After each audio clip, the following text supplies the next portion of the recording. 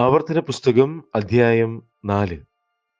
ഇപ്പോൾ ഇസ്രായേലേ, നിങ്ങൾ ജീവിച്ചിരിപ്പാനും നിങ്ങളുടെ പിതാക്കന്മാരുടെ ദൈവമായ യഹോവ നിങ്ങൾക്ക് തരുന്ന ദേശം ചെന്ന് കൈവശമാക്കുവാനും തക്കവണ്ണം നിങ്ങൾ അനുസരിച്ച് നടക്കേണ്ടതിന് ഞാൻ നിങ്ങളോട് ഉപദേശിക്കുന്ന ചട്ടങ്ങളും വിധികളും കേൾപ്പീൻ.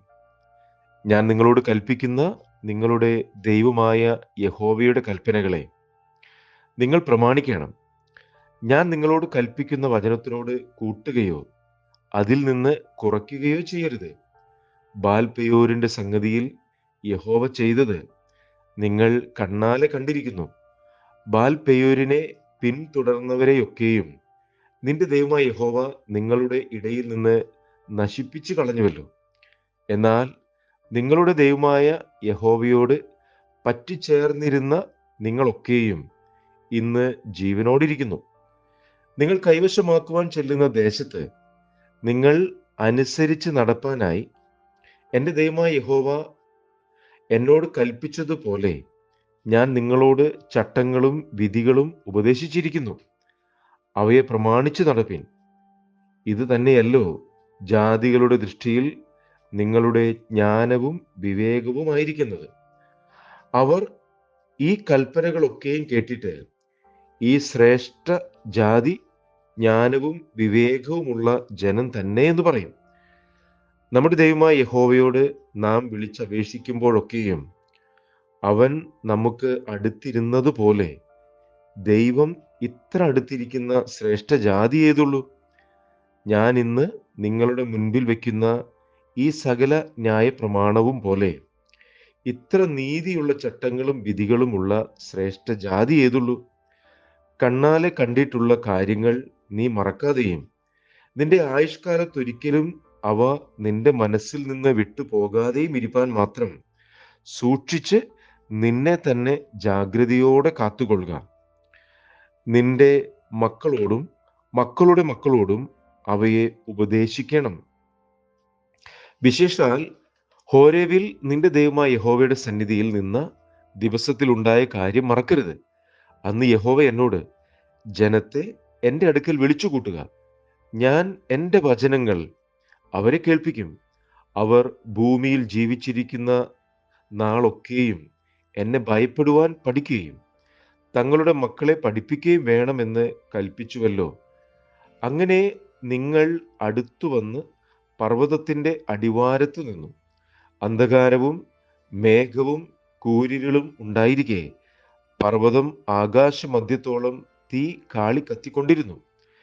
യഹോവ തീയുടെ നടുവിൽ നിന്ന് നിങ്ങളോട് അരുളി ചെയ്തത്, നിങ്ങൾ വാക്കുകളുടെ ശബ്ദം കേട്ടു. ശബ്ദം മാത്രം കേട്ടതല്ലാതെ രൂപമൊന്നും കണ്ടില്ല. നിങ്ങൾ അനുസരിച്ച് നടക്കേണ്ടതിന് അവൻ നിങ്ങളോട് കൽപ്പിച്ച തൻ്റെ നിയമമായ 10 കൽപ്പന അവൻ നിങ്ങളെ അറിയിക്കുകയും 2 കൽപ്പലകയിൽ എഴുതുകയും ചെയ്തു.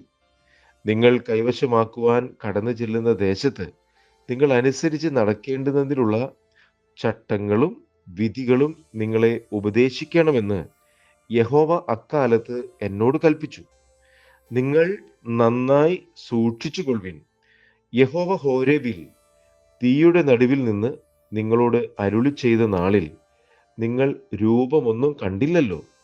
അതുകൊണ്ട് നിങ്ങൾ ആണിൻ്റെയെങ്കിലും പെണ്ണിൻ്റെയെങ്കിലും സാദൃശ്യമോ ഭൂമിയിലുള്ള യാതൊരു മൃഗത്തിൻ്റെയും സാദൃശ്യമോ ആകാശത്ത് പറക്കുന്ന യാതൊരു പക്ഷിയുടെയും സാദൃശ്യമോ ഭൂമിയിലുള്ള യാതൊരു ഇഴജാതിയുടെയും സാദൃശ്യമോ ഭൂമിക്ക് കീഴെ വെള്ളത്തിലുള്ള യാതൊരു മത്സ്യത്തിൻ്റെയും സാദൃശ്യമോ ഇങ്ങനെ യാതൊന്നിൻ്റെയും പ്രതിമയെ വിഗ്രഹം ഉണ്ടാക്കി വഷളത്വം പ്രവർത്തിക്കരുത്.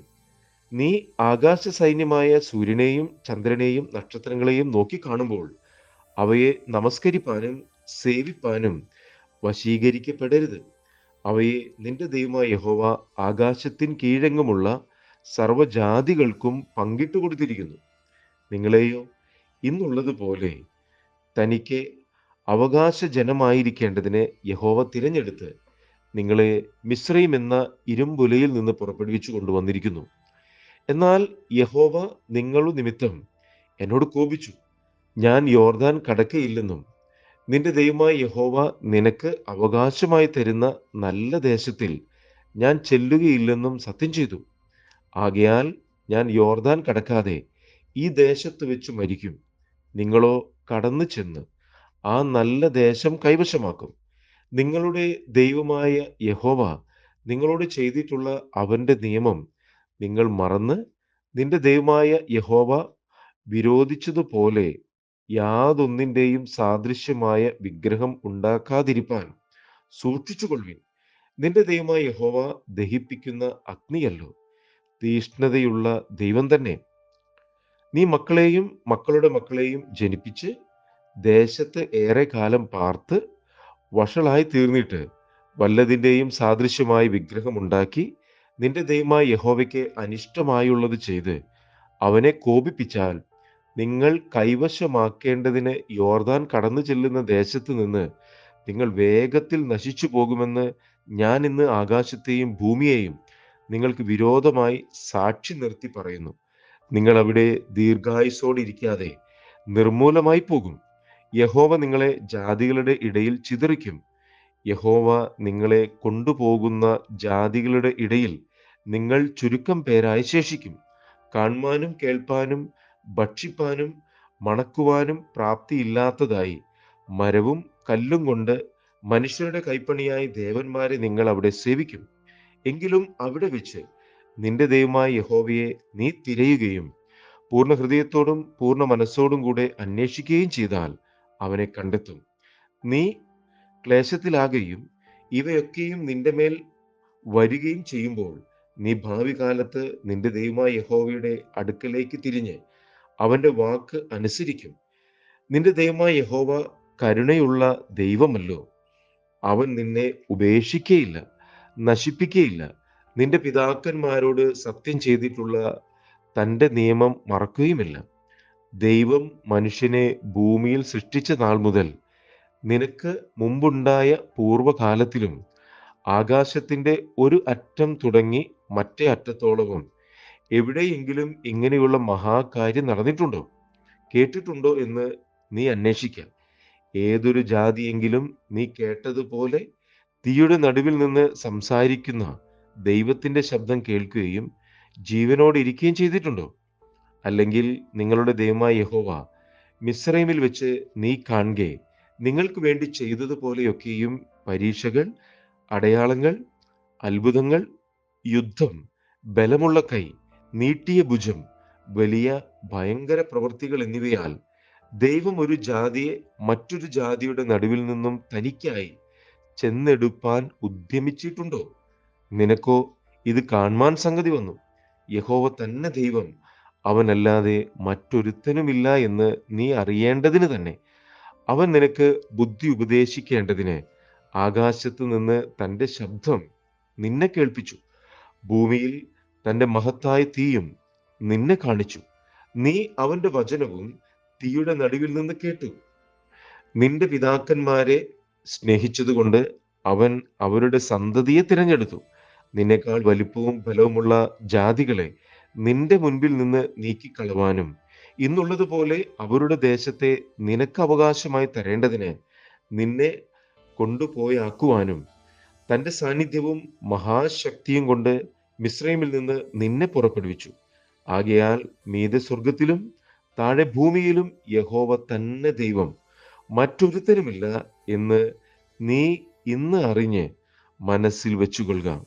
നിനക്കും നിന്റെ മക്കൾക്കും നന്നായിരിക്കേണ്ടതിനും നിന്റെ ദൈവമായ യഹോവ നിനക്ക് സദാകാലത്തേക്കും നൽകുന്ന ദേശത്ത് നീ ദീർഘായുസോടെ ഇരിക്കേണ്ടതിനും ഞാൻ ഇന്ന് നിന്നോട് കൽപ്പിക്കുന്ന അവന്റെ ചട്ടങ്ങളും കൽപ്പനകളും പ്രമാണിക്കാം. അക്കാലത്ത് മോശെ യോർദാനക്കരെ കിഴക്ക് 3 പട്ടണം വേർതിരിച്ചു. പൂർവദ്വേഷം കൂടാതെ അബദ്ധവശാൽ കൂട്ടുകാരനെ കൊന്നവൻ ആ പട്ടണങ്ങളിൽ ഒന്നിൽ ഓടിക്കയറി അവിടെ ചെന്ന് ജീവിച്ചിരിക്കേണ്ടതിന് തന്നെ.